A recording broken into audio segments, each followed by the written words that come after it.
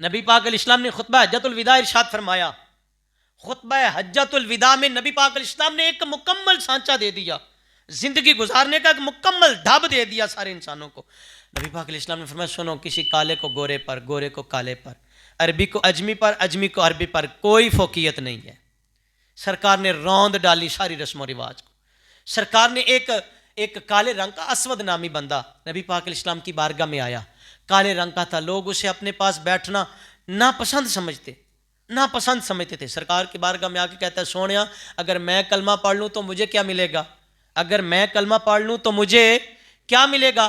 نبی پاک علیہ السلام نے فرمایا جو ابو بکر و عمر کو ملا ہے وہی تجھے ملے گا، جو میرے ابو بکر و عمر کو ملا ہے وہی تجھے ملے گا۔ سرکار نے یہ یہاں تک بیان کر دیا، اگر تو پہلی صف میں آ جائے نا، پہلی صف میں آ کے بیٹھ جائے اور تجھ سے بڑا کوئی سردار قبیلے کا بندہ بعد میں آئے، اس کی جرت نہیں ہوگی وہ تجھے اٹھا کے پچھلی صف میں کر دے۔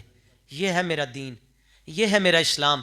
رسم و رواج کو، ذاتیات کو، برادریزم کو نبی پاک علیہ السلام نے اور دین نے اس کو پرموٹ نہیں کیا۔ دین کہتا ہے ان اکرمکم عند اللہ اتقاکم، اللہ کے نزدیک وہی ہے جو تقوی والا ہے، جس کا اندر صاف ہے، اندر پہ تھوڑی سی توجہ کرے، اندر پہ تھوڑی سی محنت کریں، اور حقوق انسانی پہ اگر سرکار دو عالم الاسلام کا چارٹر پڑھ لیں تو زندگیاں سنور جائیں۔ اور وہ جو حقوق زوجین کی بات کرتے ہیں، اور یہ جنہوں نے بڑا نعرہ لگایا تھا کہ عورتوں کو جناب مردوں کے برابر حقوق دیں، پتہ نہیں کہاں لوگ ان کو پرموٹ کرتے ہیں، مت مارے گی ان لوگوں کی۔ اسلام سے بڑھ کے بھی عورت کو کسی نے عزت دی؟ میرے نبی پاک علیہ السلام نے فرمایا یہ عورت ہی ہے جس کے قدموں کے نیچے اللہ نے جنت رکھ دی ہے، یہ عورت ہی ہے، ماں بہن بیٹی کے روپ میں اگر آتی ہے تو اس کو عزت کی مسند پہ اسلام نے بٹھایا ہے، اسلام نے اس کو عزت دی ہے، اسلام نے اس کو توقیر دی ہے۔